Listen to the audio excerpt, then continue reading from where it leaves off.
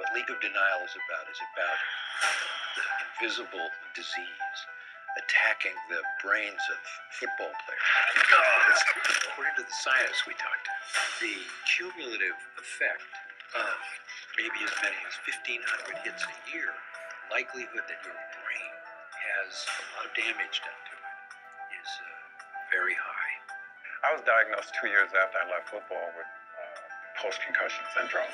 There are some hits that you make where as soon as you make contact, you get this nauseous sort of feeling when you're traveling at a very high rate of speed and you hit someone and you stop and the brain continues to move forward. That brain is damaged in some way. It wasn't until years later that you begin to understand that those hits had somewhat of an impact on you later on in life.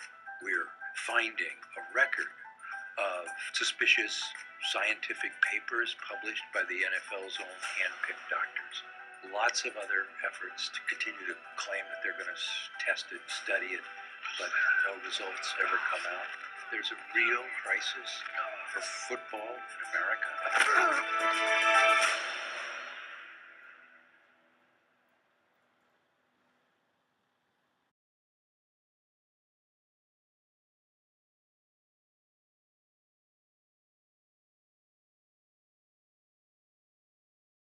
Hi, sweetie. Have fun. Be safe, girls. Have fun. Hey, Mrs. Gangbar. Hey, Mrs. Johnson. How are you doing? I'm alright. How are you? I'm a little bit troubled.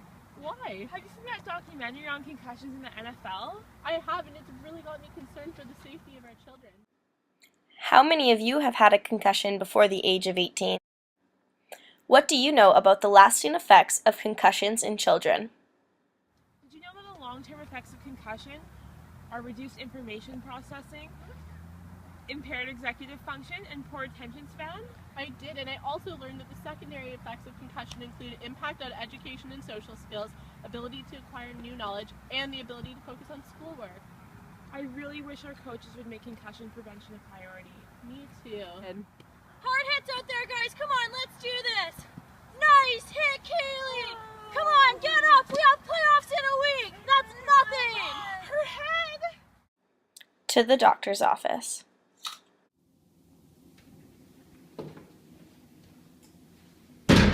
Here are the results of the CT scan, doctor. Thank you. So given your symptoms and the description of your injury, I'm going to diagnose you as having a concussion. What does that even mean? A concussion is defined as a complex pathophysiological process affecting the brain induced by traumatic biomechanical forces. A concussion is defined as a complex pathophysiological process affecting the brain induced by traumatic biomechanical forces. In other words, your brain was injured when you hit your head. Concussions may be caused by either a direct blow to the head, face, neck, or elsewhere on the body with an impulsive force transmitted to the head. Concussions may result in the rapid onset of short-lived impairment of neurologic function that resolves spontaneously. Concussion may result in neuropathological changes, but the acute clinical symptoms largely reflect a functional disturbance rather than a structural injury. Concussions result in a graded set of clinical symptoms that may or may not involve loss of consciousness. Resolution of the clinical and cognitive symptoms typically follows a sequential course. However, sometimes post-concussive symptoms may be prolonged. No abnormalities on standard structural neuroimaging studies are seen in concussion. Oh, honey, I'm so sorry. I really wish there was something we could have done to prevent this from happening. The doctor's expert opinion is level 5 evidence. Knowing that the strongest form of evidence is level 1, Mrs. Gangbar set off in search of systematic reviews and randomized control trials using mesh terms.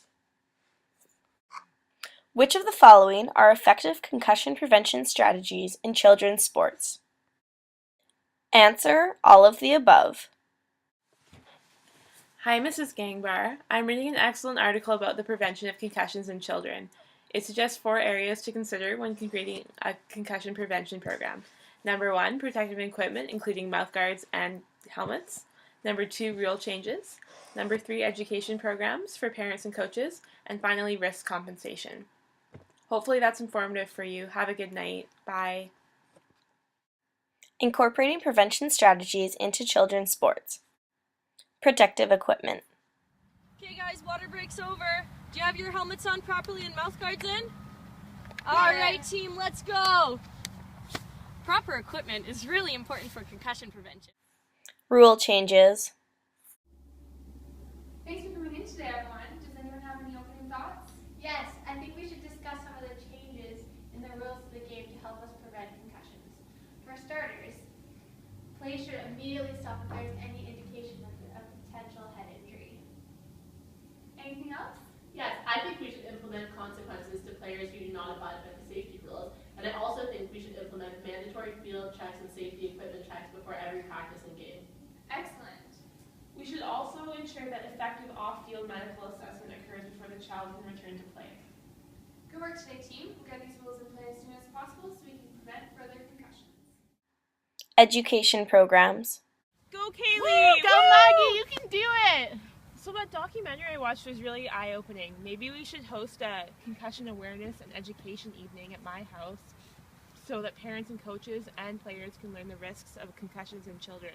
That's such a great idea, Mrs. Johnson. We should educate everybody about the detection of concussion, its clinical features, assessment techniques, and principles of safe return to play.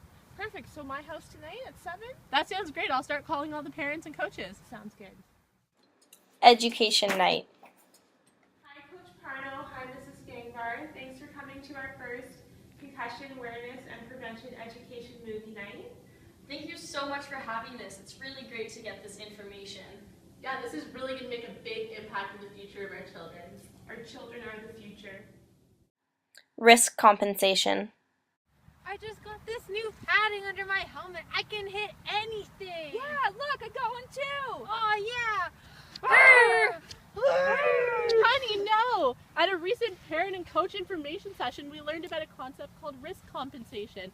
Just because you have safer equipment doesn't mean it's okay to try and hit your head on things, because we need to play as safely as possible. We need to do our best to prevent concussions. Now, what will you consider before enrolling your children in contact sports? What questions will you ask about concussion prevention strategies?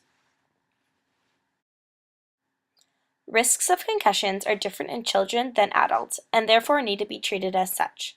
Long-term effects of concussion in children include reduced speed of information processing, poor attention, and impaired executive function.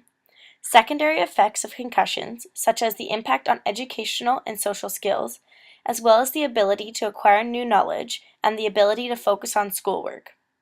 Because these risks are detrimental to children, concussion prevention programs are necessary to ensure a healthy and safe future. These programs should include a focus on protective equipment, rule changes, education, and risk compensation.